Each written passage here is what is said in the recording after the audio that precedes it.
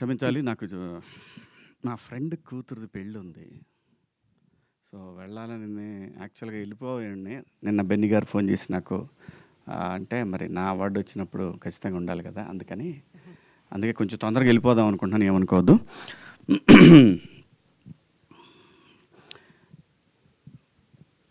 Women's day సందర్భంగా ప్రతి ఆడపిల్లకి, ప్రతి అమ్మకి, అందరికీ నా హృదయపూర్వక శుభాకాంక్షలు. దండోరా!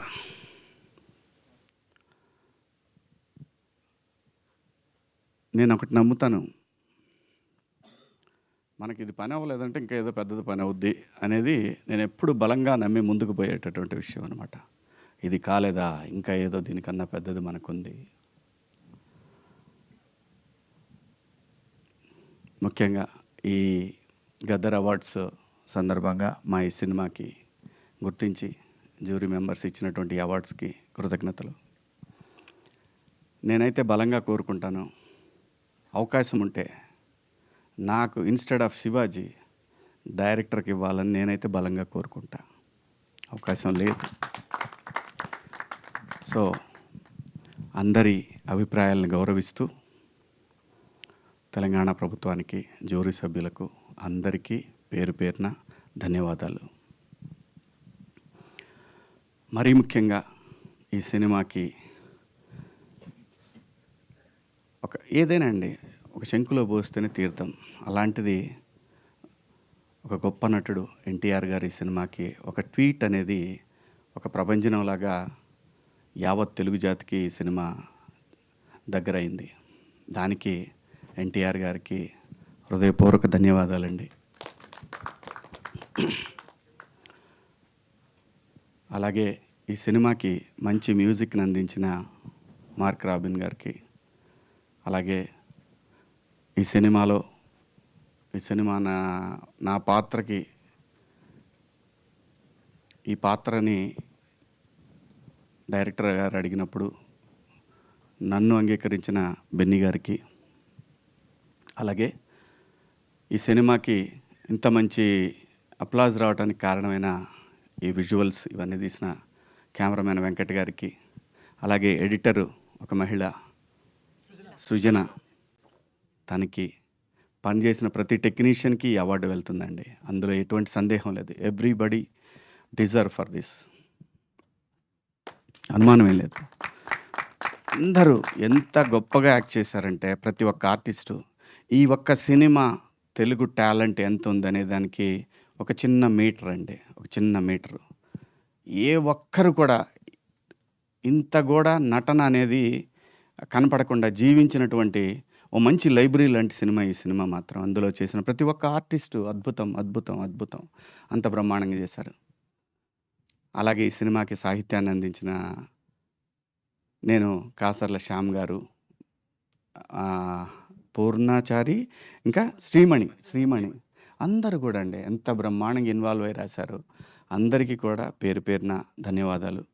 అలాగే ఈ సినిమాకి పనిచేసిన ప్రొడక్షన్ టీము అందరికీ కూడా, ప్రొడక్షన్ డిపార్ట్మెంట్‌కి, ఎడ్వర్డ్‌కి అందరికీ పేరు పేరున ధన్యవాదాలు, శుభాకాంక్షలు. దండోరా సినిమాకి అసలు ఈ కథ రాయాలని తనకు అనిపించడం అనేది మా కోసమే రాసినట్టున్నాడు మురళీ గారు. ఎందుకంటే అండి, ఏ చర్య ఎందుకు జరుగుతుందో ఈ సృష్టిలో ఎవరికీ తెలీదు. నాకు తెలీదు. ఇతనికి నానంటే సచ్చిన చేసేవాడిని కాదు. నాకు చెప్పలా ముదురులన్నీ. ఆ అమ్మాయి నా కూతురంటే క్వెషనే లేదు. నవదీపు ఏందేందో చేశారు, మొత్తానికి నన్ను మాయ చేశారు. నాకు తెలీదు. ఓన్లీ నేను ఈ సినిమా కథ చెప్తున్నప్పుడు వీళ్ళందరూ ఉన్నారనే విషయం, వీళ్ళందరితో షూటింగ్ అయిపోయిందనే విషయం, నేను లొకేషన్ పోయిందా తెలీదు నాకు. అమ్మ తోడు. ఎవడు చేస్తాడండి, నందు కొడుకండి, ఎట్టున్నాడు. సరే, నవదీప్ అంటే మా సర్పంచి ఓకే, చేయొచ్చు. నందు కొడుకేండండి ఘోరంగా, మరి అన్యాయం, అరాచకం అది. కానీ దానికోసం నేనే ఏదో నా తిప్పలు నింబడి అంటే అనుకుంటారు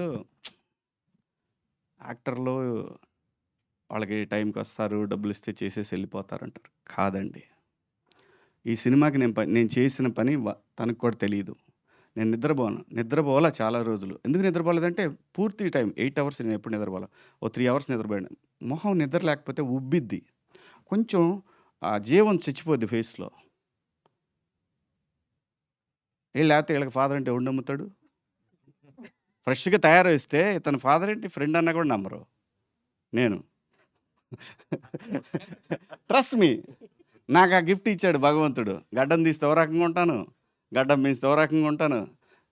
రంగు అయిపోతే ఇంకో రకంగా ఉంటాను. ఇది నిజం. అది గాడ్ గిఫ్ట్. దాన్ని అబ్యూజ్ చేయకూడదు మనం. ఆర్టిస్టులుగా అబ్యూజ్ చేయకుండా ఉంటే చాలా దూరం వెళ్ళొచ్చనమాట. అది నేను బలంగా నమ్ముతాను. ఎందుకంటే దీని మీద బతకడానికి, ఈ సినిమా మీద బతకడానికి, దీని ద్వారా ఫ్యామిలీని, నెక్స్ట్ జనరేషన్స్‌ని ఇంకా ముందుకు తీసుకెళ్ళటానికి ఒక అద్భుతమైనటువంటి అవకాశం. దీన్ని నేను ఏ రోజు అబ్యూజ్ చేయలా. అది రెమ్యునరేషన్స్ విషయం కానివ్వండి, పని చేసే విషయంలో కానివ్వండి, టైమింగ్స్ కానివ్వండి, టైంకి వణుకొచ్చేస్తాయి. ఖచ్చితంగా యూనిట్ సహా ఉండేవాడిని. మొదటి రోజు నుంచి, ఇప్పుడు కాదు. ఎందుకంటే ఆకలి విలువ తెలిసినోళ్ళం. సో, కాబట్టి ఇది దైవంతో సమానం ఈ పని అనేది. అంత మంచి అవకాశాన్ని ఈ సినిమాలో నేను ఈ సినిమా కనెక్ట్ అయింది మళ్ళీ మళ్ళీ చెప్తున్నా. నేను ఈ సినిమా కథకి కనెక్ట్ అయింది కేవలం నేను ఈ సినిమా చేయటానికి నాకు విపరీతమైన ప్రొవోక్ చేసినటువంటి ఒక పాత్ర రాధ్య. ఆ పాత్ర గనక లేకపోతే అదే బిందుమాధవి కూతురు. ఆ పాత్ర లేతే నేను చేయను ఈ సినిమా. అమ్మ తోడు. ఈ సినిమా మొత్తానికి ప్రాణం ఆ పాత్ర అక్కడ. ఆ పార్టు అది నందు ఆ పాపని అక్కడ ఆ హౌస్ దగ్గర వదిలిపెట్టాడు అని చెప్పినప్పుడు ఒక క్షణం మంచినీళ్ళు తాగాను నేను మా ఆఫీస్ రూమ్‌లో తనకి కథ చెప్తున్నప్పుడు. చేద్దాం ఈ సినిమాని ఫిక్స్ అయ్యాను. అంత ఆ పాప కూడా ఎంత బాగా చేసింది అసలు. ఎంత అద్భుతంగా చేసింది. అంటే గూస్ బంప్స్ మూమెంట్స్ ఉంటాయి సినిమాలో. నాకు కథ చెప్పేటప్పుడు కూడా తను అదే చెప్పాడు. నేను అంతే రియాక్ట్ అయ్యాను. సో, చాలా నేను నిజంగా కూడా ఈ సినిమాకి మా డైరెక్టర్‌కి బెస్ట్ డైరెక్టర్ అని వస్తాను ఎక్స్‌పెక్ట్ చేశాను నేను. అంటే మన ఎక్స్‌పెక్టేషన్స్ అన్నీ ఒకేసారి ఎప్పుడు కూడా అవ్వాలని రూల్ ఏం లేదు. సో, మావాడు అన్నట్టు నెక్స్ట్ టైమ్ ఖచ్చితంగా ట్రై చేయి మురళి. ఆ! ఖచ్చితంగా ఇంకా ఈ సినిమాకి ఇంతటితో ఇదేం ఆగదు. ఇది చాలా దూరం వెళ్ళాల్సిందుంది. వెళ్తది కూడా అనుమానమేం లేదు. ఎందుకంటే ఆ రైటింగ్‌లో ఉన్నటువంటి దమ్మండి అది. ఆ రైటింగ్‌లో ఉన్నటువంటి దమ్మది. ఆ దమ్ముని నేచర్ ఊరికే వదిలిపెట్టదు. చాలా దూరం తీసుకెళ్తది. చాలా అవార్డ్స్ వస్తాయి ఈ సినిమాకి. ఖచ్చితంగా ముఖ్యంగా నేను కాసార్ల శ్యామ్ గారికి కూడా గట్టిగా ఎక్స్‌పెక్ట్ చేస్తున్నాను. సాంగ్ రాసింది ఆయన 'దండోరా' అనే సాంగు. పాడిన ఆయన తమిళ్ ఆయన కదండీ! యాంథోనీ దాస్. ఏముంటదండి ఆ గొంతు? ఏం గొంతండి అది. భగవంతుడు ఒక మనిషికి ఇక్కడ కొన్ని కొన్ని కళలు ఎందుకిస్తాడంటే దాన్ని ఎంజాయ్ చేయాలి. సమాజం ఎంజాయ్ చేయాలి. ఎంజాయ్ చేయటానికి ఒక్కో మనిషికి ఒక్కొక్క కళ ఇస్తాడు. ఆ కళ రూపంలోనే ఈ 'దండోరా'లో మీకు అవన్నీ కనపడతాయి. ఎందుకంటే సురేషు బాడీ మీద "అన్న నేను ఒక్కసారి వస్తానే" అంటాడు. అర్రే నీ అంటే ఒక్కొక్కళ్ళు మళ్ళీ ఆ అబ్బాయి బండి తీసుకొని వచ్చేది ఊళ్ళో టెంట్ కదా! Tent character. ఎంత అండి అసలు ఒక్కొక్క పాత్ర ఎంత అద్భుతంగా రాశాడు. ఆ పెన్ను నుంచి ఎలా వచ్చిందో నాకు తెలీదు మురళి గారు. అద్భుతం. You are awesome. నేను చెప్తున్నా కదా! Long way to go. Long way to go. మా మురళి డెఫినెట్‌గా అండి. మురళి ఏంటి నేను కూడా డౌన్ అయ్యాను నిన్న మొన్న. నాకు తెలుసు. ఆ పెయిను. మురళికి నేను చెప్పాను. 365 డేస్ 24/7 నేను కాల్ అవేలో అని చెప్పా.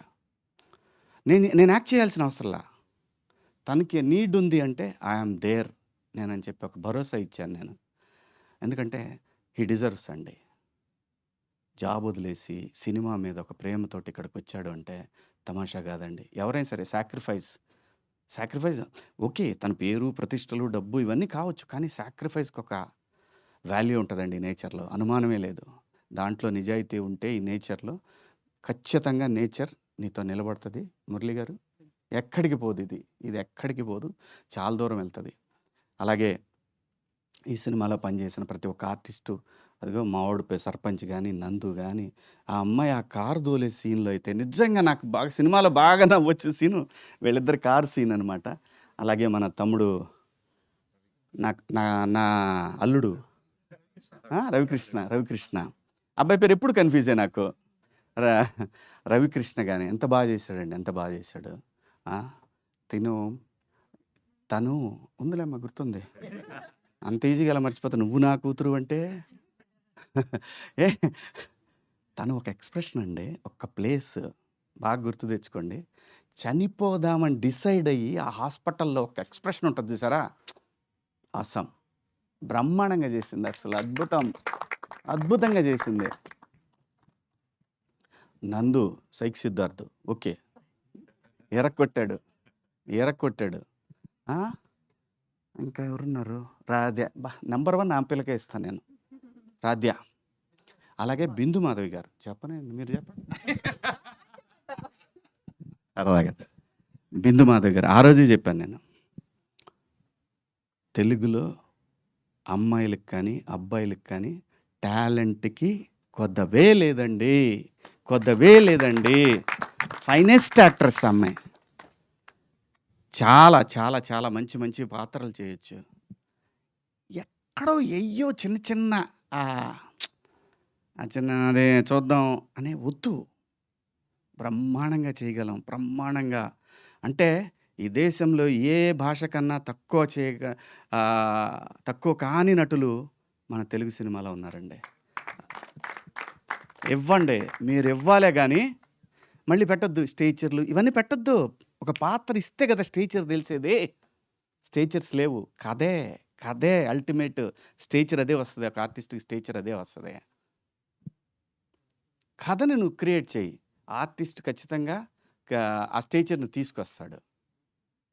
మంచి మంచి పాత్రలు పోతున్నప్పుడు ఎలా బాధేస్తుంటే కడుపు మండిపోతుంటుంది, చేయగలిగింది ఏమీ లేదు, ఆకలి అయితే అన్నం తింటాం తప్ప. సో సో ఆయన ఎంత బాగా చేశాడు, బ్రహ్మాండంగా. వీళ్ళందరూ ఇంగ్లీష్లో మాట్లాడితే నాకు టెన్షన్ అవుద్ది, నేనేం మాట్లాడాలని. మీ అమ్మకు అలా, ఎందుకంటే బాగా చదువుకున్న వాళ్ళు వీళ్ళందరూ, అందరూ చదువుకున్నోళ్ళు.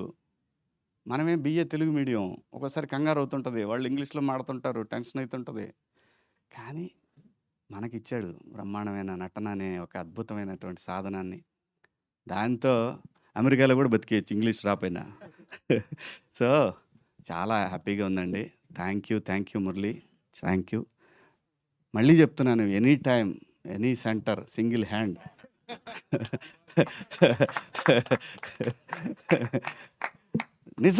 నిజంగా మురళి చాలా గొప్ప డైరెక్టర్ అవుతాడు, ఇంకా భవిష్యత్తులో మంచి మంచి సినిమాలు చేస్తాడు ఆయన.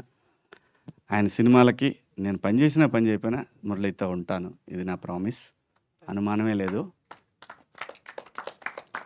ఇంకెవరి గురించి చెప్పాలా, ఇంకెవరున్నారు? మనందరూ రాజశేఖర్ గారు, మాది జర్నీ నడుస్తూనే ఉంది. అందరూ కూడా మావాడు నవదీప్ రాలేదు ఇవాళ, మావాడు ఏ టూర్లో ఉన్నాడో, ఏడ ఉన్నాడో మరి. సర్పంచ్ సాబ్ ఏడ తిరుగుతున్నాడో ఈ భూమి మీద. అద్భుతంగా చేశాడు, మంచి యాక్టర్, తెలుగులో మనకి one of the finest actor. So ఇంకా ఈ సినిమాలో ఎవరన్నా ఇంకా ఆర్టిస్టులు చాలామంది ఉన్నారు ఈ సినిమాలో, బొచ్చెడు మంది ఆర్టిస్టులు ఉన్నారు.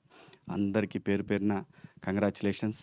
అలాగే బెన్నీ గారు, మీరు డెఫినెట్గా నేను చెప్తున్నా కదా, లాంగ్ వే టు గో.